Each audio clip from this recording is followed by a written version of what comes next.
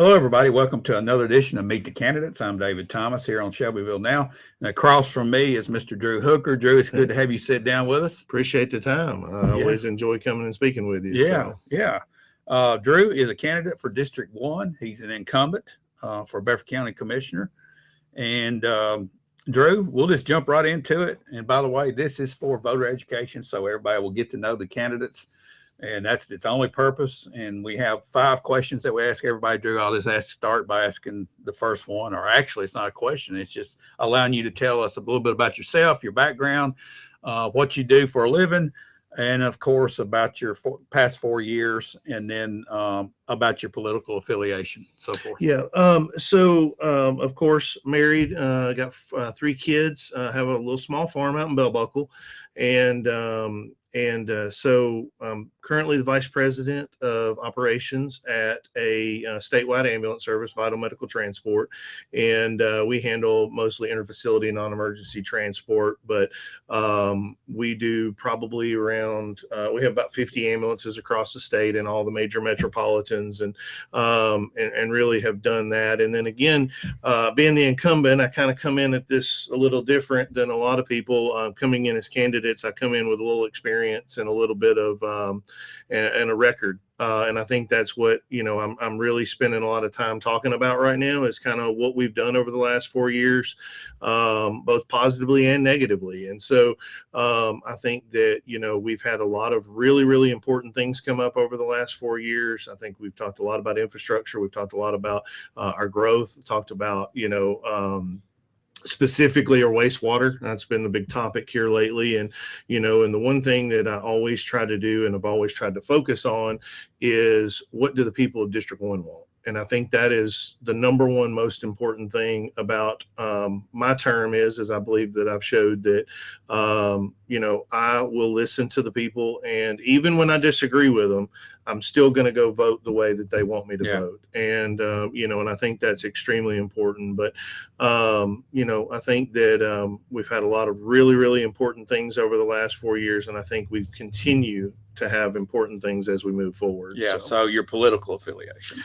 So I am a national Republican. I really feel like I lean more conservative. And what I mean by that is I don't necessarily agree always with the National Republican Party. Sometimes they take more of a centric view on things, and I really focus more on fiscal conservative, really focusing on representation of the people. And so sometimes that doesn't align sometimes. And so this time I am running as an independent, and the reason that I chose to do that is I feel like that it really aligns with what our District 1 is. I think that it aligns with the ideas and what District 1 is looking for. And so because of that, I've chose this time to run as an independent. I do have disagreements sometimes with the direction of our local Republican Party. But again, I am a conservative first and foremost. And with that, it's kind of been the pathway kind of coming into this election. And most of the commissioners in Bedford County do run as independents, but again, it is a change from last election from me running as a Republican 4 years ago. That doesn't change my philosophy or thought process or any of that, but I am running as an independent this time. Okay. All right. So the second question, you already hit on it a little bit, but what has led you to want to seek office for another term at this moment? What has led you to this decision? Well, to be honest with you, I think the biggest thing is because work we've already started, we're not done yet. And I think that, several of the commissioners, along with myself, have brought up some really important ideas, specifically with infrastructure. And I think that is really the focus of where we need to be for the next 4 years. And I've had tons of conversations with residents that are nervous about our growth. We're not planned for it. We're not prepared for it. Our roads are not ready for it. Our schools are not ready for it. Our public safety, all those things are not prepared for this huge amount and influx of growth that we're looking at having. And so with that, I've really talked about it that, growth is not our problem. It's not planning for the growth. And so making sure that we have a plan in place for our infrastructure, making sure that we have a financial process and plan. And that's why, I've been talking about it for 4 years, and we've had some maneuvers to try to get there, but I want to see a forensic audit of our entire budget. And the reason why that is because I don't think that we have just rampant amounts of fraud in our budget. That's not what we've ever said.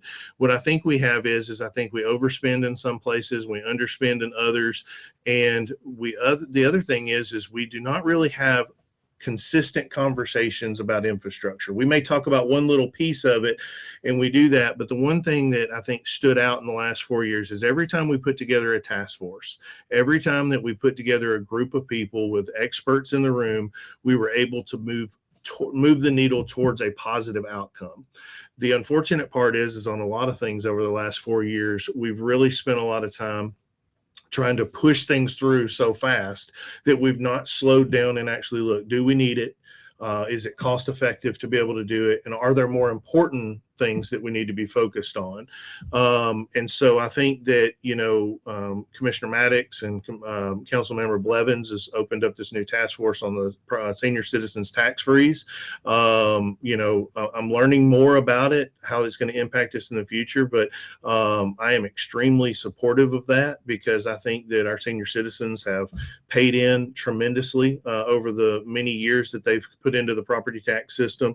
And again, I think that we need to make sure that, especially the ones that fall in that tax income bracket, that we do everything we can to make it financially secure for them where they can plan, because they are on a fixed income and they cannot plan for huge tax increases, or they can't plan for these reappraisals. And saying that was the one point that I brought out in the last task force, was that the senior citizens tax freeze doesn't necessarily just impact tax increases. It also freezes it from reappraisals. And we know that those are coming down the road. We just voted on those. So a lot of different things, but I really want to focus on infrastructure. That is really the focus. I would love to see an infrastructure task force because we have issues with our water. We do not know, as we continue to grow, how that is going to impact us moving forward. And I believe we need to bring in some high-level experts to be able to brief the commission, because right now we make decisions sometimes in a matter of a week to 2 weeks when we get that packet, and we're supposed to be making a high-level decision that impacts, thousands and thousands of people with millions and millions of dollars, and we do not do the proper background to be able to sit down and learn more about those particular issues. What we do is we rush those through, and sometimes they even bypass certain committees. And so with that, I hope that in the next term, we see a commission also at the mayor's office where we can collaboratively work together to be able to put these through the proper committees and then be able to properly vet these things. So that way we can talk about it more, work together. And then that way, by the time we get it to the floor, it fits most people in this county's benefit. And so I think that is a big goal of mine in the next 4 years. Okay. Question number 3, and you've already touched on it, I'm sure, but what do you feel like the greatest challenge is today and in the future for Bedford County? Yeah, so I think there's several challenges. I think infrastructure is one. I think the growth, managing that, being able to properly put it where it needs to be, where infrastructure already is, and also limiting the over density development all the way out in our rural areas. Because, the thing is the more we grow around the city, we have infrastructure already in place. So of course the costs are going to be down. The plans are more efficient, but more importantly, when we start to build these large scale developments out in the rural areas, at some point we're going to have to provide further services to them. And when we start talking about that, I mean, you just put out a report here recently where it's going to be hundreds of millions of dollars in infrastructure that's necessary just for Bedford County in the next years. And we've got to have a plan to be able to figure out how to pay for those things. I think we've got to be planning for our schools to continue to make sure our schools are keeping up, to make sure that our facilities stay to par.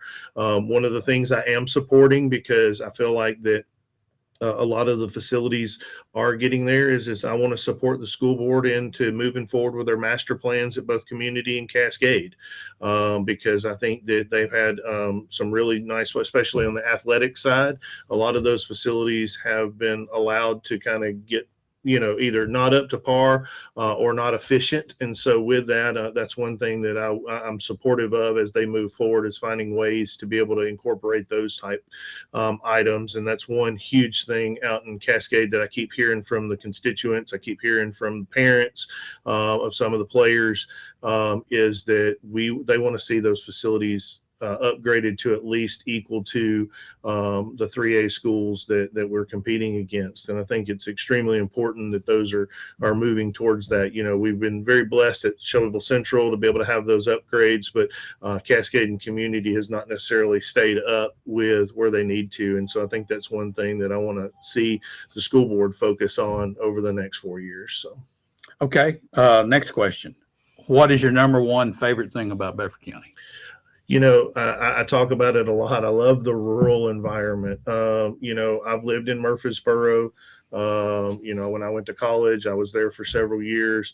But when I drive home every day, or I'm driving to, drop my kids off at school, just to be able to drive through and see the beautiful hills and, the farmland and, watching farmers, and some people gripe about a farmer driving down the road in a tractor, but I love seeing it because that's how I was raised. And I think there's something, almost heavenly about, just being able to see the sun come over the hills and, the dew on the grass and those type things. And I know those are cliches, but I think that there's so many places in the United States that's losing that every single day. Yeah. And we have the blessing to be able to see it, to be able to live it. I think our community with our people,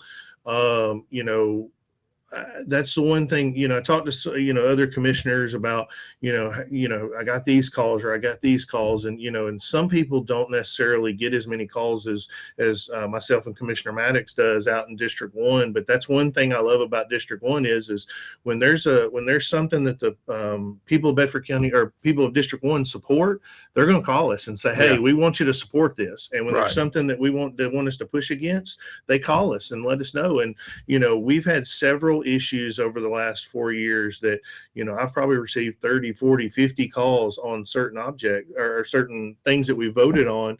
And every single time, I can absolutely say this, that every single time I've listened to them and I've voted their conscience. Now, there's been some times that I may not have had an opposition to something going into that meeting, but because I received, numerous phone calls that said, hey, we don't necessarily want this in District 1, that changed the way that I represented them, because at the end of the day, I represent them. I've heard people say that, that I'm entitled to a position, or, I've heard people say that, I've got all this experience and, I would be a great fit. The thing is the only thing that makes you qualified to be a commissioner is to be a representative.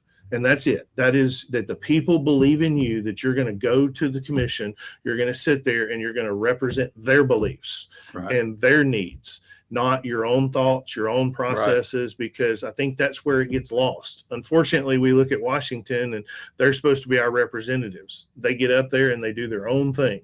And they represent such a small group of people who or push them. And sometimes that has leaked all the way down into Bedford County. Absolutely it has. And so we have commissioners that go in there that have preconceived, ideas of, well, we're going to support this because I know better than the people. Exactly. Well, the problem is we don't. I'm one of a resident. We have, we have some great people in District 1. And the thing is I'm no better than anyone in that district. I'm just a resident that got tired of watching a bunch of tax increases. And so I decided to do it 4 years ago. Well, in that 4 years, I've learned a ton. I've learned process and procedure. I've learned, how to get a piece of legislation from concept all the way to resolution at the county, work through the committee structure and those type things. And I think sometimes that gets lost because, when you come into a new position, there's a lot of new things that you can learn, but I've learned a ton in the last 4 years. And the one thing that I've learned is that not everybody has the right intentions going into that room. Yeah. And so I think it's important to put people into these positions. And that's one thing that I've tried to do. I've tried to earn the support of District 1 every single day. Just because I got elected 4 years ago, I still have to earn your support every single day. Yeah. And so with that, I think it's been a successful 4 years, because I think we've stopped some really, really things that could have really hurt our county. I think we've been able to, fend off tax increases for the last 4 years. And I think that's because they know that we were going to give them some pushback on that, because our budget can continue to be moved and manipulated to be able to benefit the county. And I always say that we should never, ever come to the people and ask for more until we've proven to them that we can actually manage what we have. Right. And sometimes I don't feel like that we do that. Yeah. So, okay. Last question. If you had a magic wand and you could just change anything about Bedford County, what would that one thing be? Collaboration. And what I mean by that is in the last 4 years, there has been very little communications from some of the elected offices and the commission. And I've already talked to several of the mayor candidates. I've talked to several of the commissioners that are running for reelection. I'm running the ones that are looking at new. And the one thing that I've asked, and a magic wand, sometimes in politics, it's hard to wave and say collaboration. But what I mean by that is that I want to be able to see us work together. Because we should never get to the floor and that be where we have to talk about our opposition. We should have been talking for our opposition or our support for the last 4, 6, 8, 12 weeks, and put task forces together where we bring people in and talk about things. I was talking to one of the other commissioners about when we did the wastewater town hall, where we basically brought in several experts from across the state, and they gave us all the information about step systems, all the information about wastewater. And I believe that the commissioners walked out of there more informed, had an idea of which direction that they felt like that the county needed to go to. And then more importantly, had enough information to go back to their constituents and say, okay, this is what I learned. What do you want? And so I would love to see us all work together.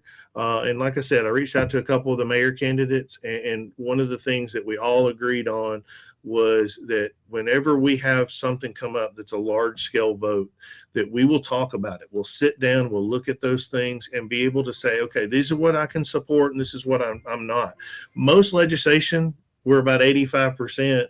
We can all support about 85% of it, and we argue about the 15%. Yeah.